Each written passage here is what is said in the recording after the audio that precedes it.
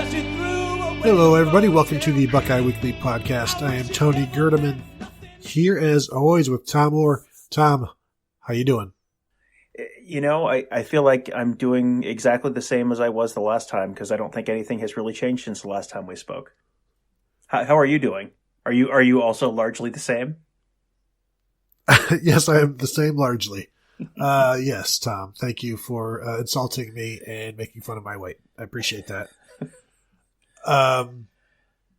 Just what a terrible way to start the show. It's like you're really just sticking daggers in me right now.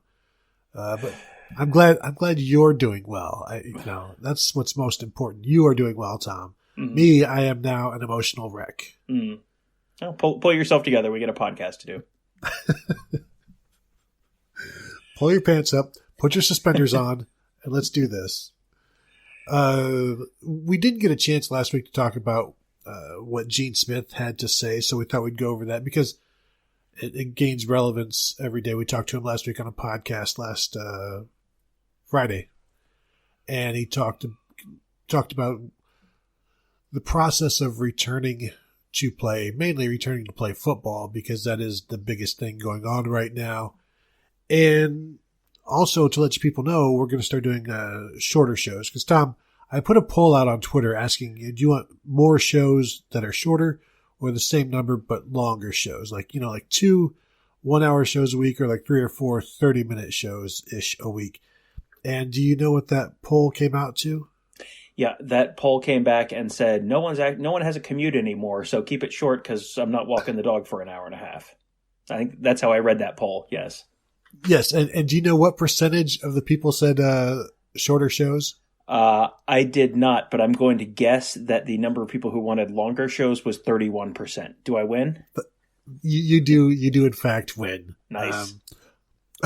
Although there was one person who responded, less shows completely. So, well, I think it is safe to say that person is a jerk, or trying to save us work. In which case, it's a good person. We're going to need more information. Yeah, that's right. Thank you for being there for us. So, really, Gene Smith gets on the call, and everybody wants to know, "Hey, Gene, when are we going to play football?" Like everybody's talking about all of these different scenarios and models, and we'll get into that in a show later in the week. But you're asking, you want to know, like, hey, what do you think about the 9-game scenario? What do you think about no non-conference games? What about starting in the winter and finishing in the spring? What about that? And so Tom, then he's a complete Debbie Downer, and he's like, well, first we have to figure out how long it takes to get ready to play. And you can hear the trombone playing in the background, like, wah, wah. Like that's what you're giving us is you're giving us an actual answer on the time frame. We want speculation. All right. You're giving us facts right now, and we can't use that. We need speculation. Are we going to have football? And his answer is, first, we got to know how long it takes to get ready. Yeah, it is the correct answer, but it is not a particularly satisfying answer in as much as what we're looking for. In general, I think the answer on everything right now is, yeah, it depends. Everything's kind of changing pretty fast and it's hard to say. And that is completely fair and exactly the correct answer, but it doesn't actually give us the information that we are seeking when we're asking that question. But who knows? Maybe when we talk to him again in like a week or two, then he'll have an answer. But probably not.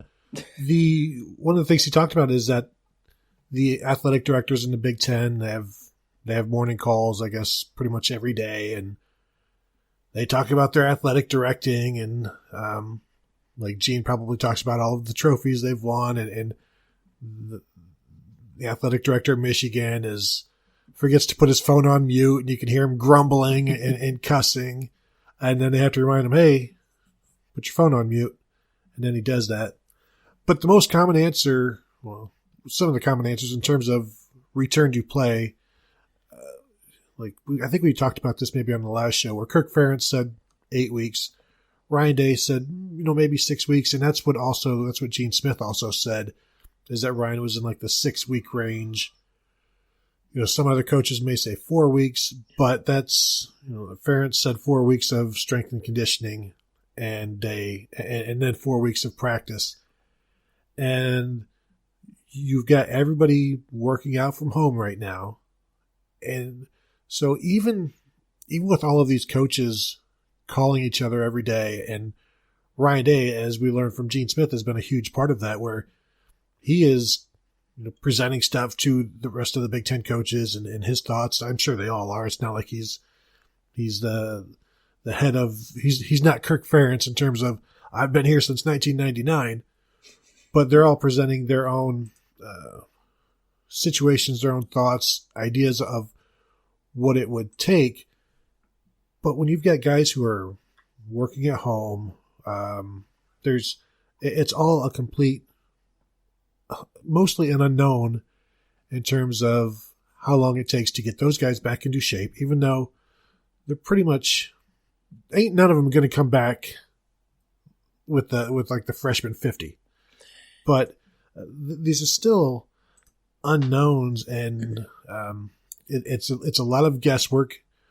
But the good thing is they've got very good experts in the strength and community realm helping with that guesswork. And as Ryan Day said before, they didn't even used to have summer workouts and stuff, and then they just come to school and get in shape. But Tom, for me, it's these guys are high performance engines, and so when they're not being run properly, and then you want to go run them in a race, it's not going to work like that.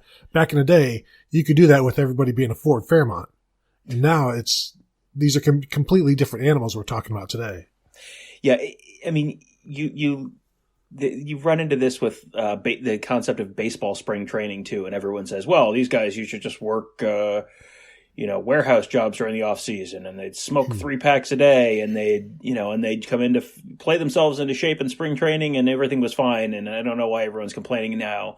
And it's like, well, yeah, if you look back at the baseball players back then, they were all fat and out of shape, and the ones who threw hard threw 92 miles an hour. Now everyone, now the average speed of a fastball in the major leagues is like 97, and that's the average. So yeah, baseball players are in better shape than they were back then. If you watch a football game, watch an Ohio State football game from the 1980s, and then watch one from right now, and it looks like the guys in the 80s are running in quicksand. It's just, everyone is better. They're better athletes now. They're better trained right now. And it takes a while to get back up to that level. And so if you try and rush it, you'll probably not only have guys who are not as quick as they usually were and not quite as strong as they usually were, but you'll probably also have a bunch of injuries. Because if you haven't, as a Mets fan, I can walk you through the stages of grief of spring training injuries. And it's like you have all the pitchers who have forearm soreness in the first week or elbow soreness, and all the hitters pull their lats, and then guys are out for a month or two.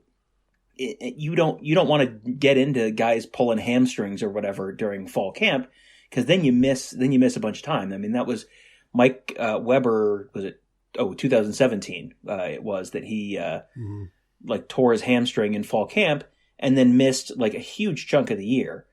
And if we're getting into, we'll get into this in a show later in the week, but if you're in a shortened season, if this is only a 9-game season and you pull a hamstring and you're missing 4 games, that's like almost half your regular season you're missing there. It's no longer, that's no longer like, oh, it's a third of the season, it's okay. Now you're all of a sudden missing half of a season. You're missing a bunch of conference games.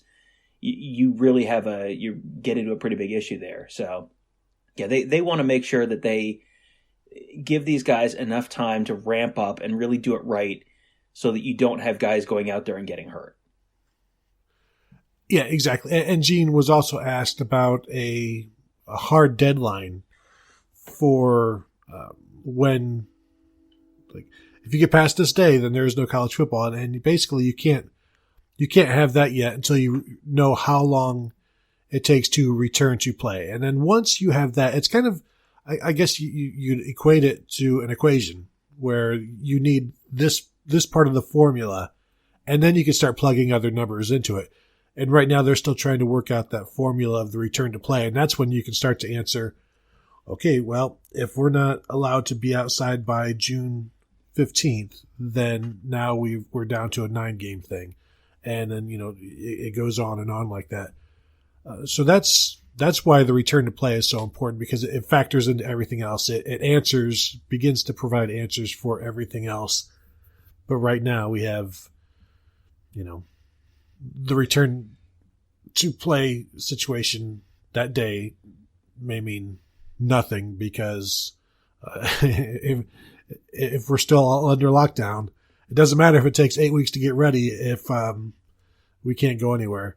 But let's not go there, Tom. Yet let's not completely just give up just yet. Let's have a little bit of hope for the people out there who have a little bit more hope than I do. But again, let's not go down that road, Tom. Well, if you want to be optimistic, one of the reasons that there's no drop dead date on college football is because if college football drops dead this year, that's a monumental problem for every athletic department in the country. I mean, like, monumental problem. Because if you don't have football pays for everything else at most major schools. Basketball is like, yeah, you'll make some money on basketball, but the reason Ohio State can have 36 varsity teams is because of football. So if there's no football, that has a huge impact on the tennis program, the baseball program, the softball program, the field hockey program, the lacrosse program, everything else, to the rowing program and pistol and rifle and every other sport that they field the team in. Every single one of them is impacted by football not being played. And that's something that's true of every athletic department in the country. Because, even if it's a school that's not, a school like Kansas, which makes, you think of Kansas as a basketball school, they're getting more money from football TV than they are from basketball. So you basically have to have a football season at some point in order to make an athletic department work. So, there's been a bunch of people who've said, anytime you write anything that's remotely pessimistic about the chances that football will start on time, you get people saying like, oh, I don't know why, but you don't want football to happen. It's like, no, actually, as someone who, anyone in the sports media has a financial interest in football happening, and anyone who is an athletic director has a financial interest in football happening. Setting aside the fact that you enjoy watching football, so you want it for that reason, like, everyone's sort of in the same boat here. Everyone wants it to happen, and it's going to have to happen one way or the other at some point, whether that's fall or spring or whatever. But yeah, it will happen at some point for financial reasons, if nothing else.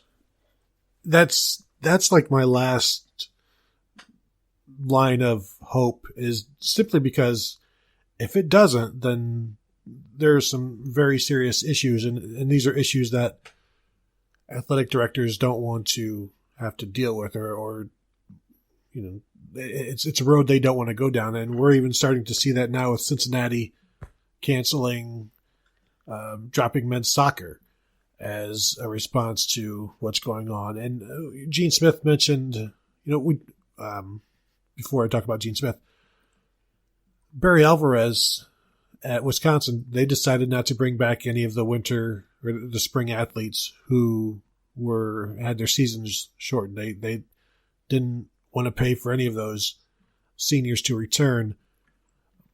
Ohio State is paying for those seniors to return. There are 70 spring athletes who could return, but 39 chose to move on.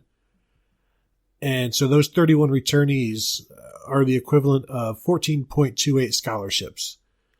The scholarship money is about, Gene said, $630,000, and then said it's another $320,000 to have those 31 players stick around. So you're talking like $1 million just to bring those seniors back this year. And when we talk about all of the money that goes on in college football, and you've got Wisconsin, who's a member of the Big Ten, pulling in $50-60 million a year in TV revenue, saying, I assume it's similar cost for them. Like, no, we're not going to foot that $1 million to bring those players back. It's not necessarily because they don't want to. It's because right now it's not financially wise. And there's going to be so many more of those decisions that have to come down, even with the way things are right now. Although Gene Smith did say they saved some money by not having spring recruiting and spring sports, so they were able to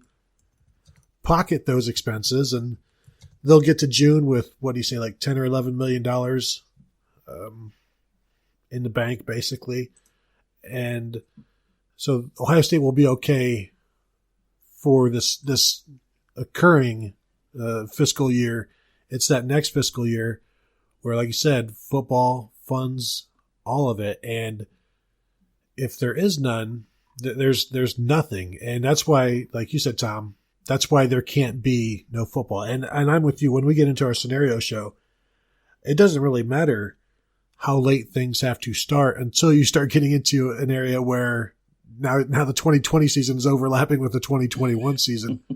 and you might have to just move the 2021 season back a little bit. But there's too much riding on college football every year to not have a college football season. And that's the scenario that these guys are trying to avoid happening. And I get concerned that you're going to have some higher ups who think it's too dangerous, but the cost of not having football is, and I guess it's kind of a microcosm of the argument that we're having in the economy right now. Where are the biggest harms? Where are the biggest costs? And are the measures to mitigate the disaster more harmful than, just letting the football players play? Right. And there's a whole bunch of questions there. And Gene Smith got into some of them with, if Ohio State is still doing online classes in the fall, if it's not safe for all the students to be back on campus in the fall, is it safe for the football players to be back on campus in the fall? Because right now Ohio State is doing online classes only through summer semester, which ends on like August 9th, I think is when graduation is. So it's online only through then. So if they're ready to bring people back for the fall semester, then yes, then potentially you could do it. And you could have that, you could make that argument. But he said basically, like he's open, and the same thing with, if it's not safe for the stadium to be full of fans, is it safe for players to be playing? And, he said on that one, it was like, right now he doesn't see it, but he's open to the idea that he could be wrong, or there may be information he doesn't have right now. And that's something that could depend on, is there quick testing that you could do? You could do quick testing that's going to turn around in half an hour, something like that you could just test all the players and everyone who's at the stadium. If it's just players and referees and coaching staffs and media or whatever, and that you could just test everyone there, and then that might make, ensure that it's a safe environment for everyone. It's just, there's so many variables here that it's real hard to make an educated guess right now. But, like I said before, I go back to, they're going to have to play it at some point. So at some point, the 2020 season will happen, even if it happens in the spring of 2021 or something. But, it's possible that the Ohio State 2020 season happens after Justin Fields is already declared for the NFL draft. As crazy as that sounds, we just don't know right now, but it will happen at some point, because there's such an economic impact to it. And Mike Gundy got in trouble for saying the quiet part loud a week or so ago with that. But Gene Smith got into it, where every Ohio State home football game, brings in between $5 and $7 million for tickets and parking and concessions and all that kind of stuff. And it also brings in a tremendous amount of revenue, multiples of that revenue probably, in terms of hotel rooms and restaurants and bars and also bars, and all the other stuff that goes around the city. during an Ohio State football game weekend. People are coming in, you stay at a hotel at Easton, you go shop, you go eat, you go drink, whatever. All of those businesses are missing out whenever there's not an Ohio State home game. And that's not even counted in that $5 to $7 million economic impact that goes directly to the school. When he first addressed the thought of no fans in the stadium, he said when he first heard about it, he thought it could work. But the more he thought about it, then it kicks in, well, if it's not safe for the fans. He did say that that's a conversation that would need to happen in order for him to learn his blind spot on it. So like you said, he is willing to, I wouldn't say be talked into it, but have that discussion. And that's where he's, quote unquote, we've got to have experts. And once the experts say it's okay, with all of these, you're taking all of these steps to ensure that everybody is safe. Tom, I don't know if asking reporters to get their finger pricked for like a blood test before every game, there's got to be an easier way.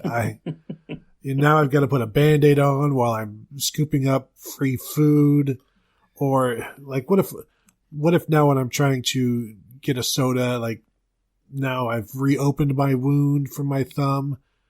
Yeah, the government needs to come up with a better way, at least for the media. Yeah, What if they just kind of look at us and go, "Yeah, you look fine." I mean, this should be fine. We're way up in the press box. We're not going to get anyone sick. We're so far away. It's fine. It'll be fine. I do wonder if we would be able to cover games. I know they, was it NASCAR, where they were planning to have a race with no people and that the media was going to be there.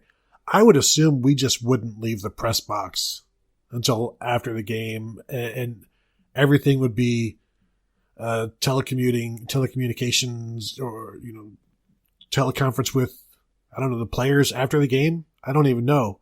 Like, how do you're probably not going to be doing that necessarily. But I guess if we're all tested, then we're all good to go. But I don't know. College football is going to change from this. College sports is going to change from this, and it'll be interesting to see how what changes stick. Like, it was going to be interesting to see what rules college football or NFL picked up from the XFL. It'll be interesting to see what sticks from how we're operating, even in society, with all people working from home now that bosses realize they can trust their employees to not get on the internet and stuff like that while at work. And hey, you know what?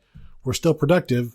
Maybe we don't have to watch people like a hawk, and we can let them work from home. So there'll be some changes. I wonder what'll stick.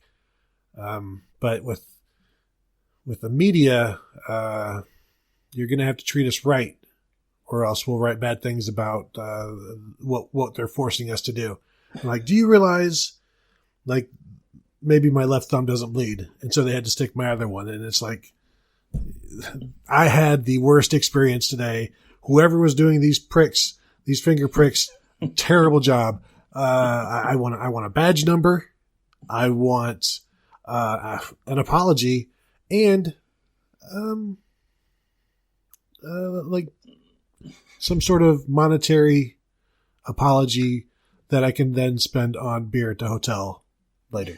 That's all. That's all. I was assuming post-game pizza was going to fit in there somewhere. Was that not? No. Oh, well, that's understood. If you hurt me and you make me bleed and there's not post-game pizza apology afterwards, are you listening, Ohio State? But I can't complain too much. Ohio State did us pretty good this past year by allowing us to eat leftover food from the rich folk. Mm-hmm. But and look where it got them, into the college football playoff. Maybe if it's not a coincidence. Maybe if there was beer in the press box, maybe they would have won a college football playoff game. I don't know. Who's to say? Not me. I'll say it. You start giving us beer. No, don't do that. We'll find our own way to get beer. Don't worry about that. But even with you mentioned the $5 to $7 million per game, it's like now they'll have to possibly give the season ticket holder money back. So there's just so much that goes on with with football that the thought of not having it, there's a reason why, like we mentioned last week, the week before, tennis coach Ty Tucker said Ohio State football is his favorite sport. And, because if there's no football, there is no tennis, there is probably no fencing, Tom. I'm just going to guess that. And we haven't even talked about water polo, all those horses. But now, at least with no water polo going on, those horses are living on farms. They're no longer drowning in the pools. So, I leave it to you to find a positive to end this show on. At least, once you think of the horses. Think of the horses. What if Gene Smith comes back? He's like, you know what? I know we can't play football. I know we can't do baseball, but we're going to get them damn horses back in the pool. We got to get them horses in the pool. They're out there. We can't afford to keep them in the stables. Can't afford to feed them. We got to get them in the pool and working, knowing that you start the season with 25 horses, but by midway through the season, you're down to 12, which is really more of what you can afford. And my thought is just start with fewer, but you can't, because horses are not good swimmers when people are on their backs or throwing volleyballs at their faces. That's pretty much how the Houston Nutt era worked at Ole Miss. That's how they managed their roster. So yeah, this would not be the first time in college football history that's how this worked out.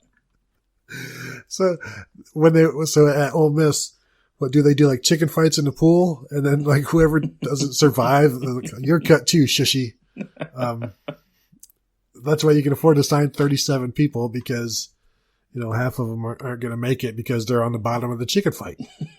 And also, people are throwing volleyballs at them for some reason. That also explains some of their on-field results as well. Houston, I was yelling at them, get off of each other's shoulders. That's just for the pool. We don't do that on the field, you idiots. And that's where they're like, hey, man, I got a 7 on the ACT. What do you want from me? All right. You're the one that let me into this school. All right. I didn't come calling you. You came calling me. And you knew when I filled out that application in crayon, I didn't belong here. But that was a long time ago. Things have surely changed at Ole Miss. Certainly. I mean, they have Lane Kiffin now, and nothing says well-run organization that does things the right way, quite like a Lane Kiffin production. Well said, Tom. What a great way to end the show on, by bringing it all back to Lane Kiffin and his expertise, and surely things will be just fine there. And that's another thing, Tom. There's several things I want to see this season, college football season. Maybe that's another show entirely. I want to see one more season of Justin Fields. Mm-hmm. And I want to see Lane Kiffin in the SEC again. Yeah, I mean, if you thought that the Egg Bowl could not get any dumber than ending on a player pretending to be a dog and urinating on the field and costing his team a championship, consider that it is now Lane Kiffin versus Mike Leach. We need this, friends. We really, I need that in my life. So among all the other reasons we need college football this year, that's on that list. But yes, that definitely needs to be another show. We have a lot of shows between now and the season. We should space out this content a little bit. Yeah, we can't crush all of the gold content like this into one show. You're right. We better space it out. So we will go ahead and end this show. Thank you all for listening. Make sure to please still check out theozone.net. We still have stuff there every day. Listen to the rest of the podcasts. Check out the Buckeye Sleepcast on Mondays. Check out your normal podcast that you listen to. Frequent your local takeout places. Tom, I tried to get Chinese food today, and more than half the places, like 5 of the 6 places in the neighborhood are closed down right now. So look out for your neighbors. Look out for your favorite haunts, and just take care of yourself, take care of your family, and we will talk to you guys in a day or so.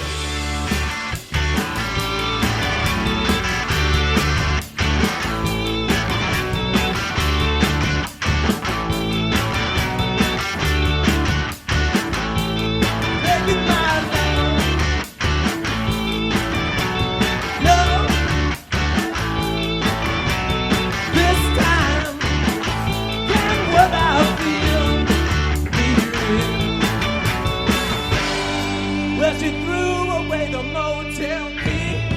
I wish she'd never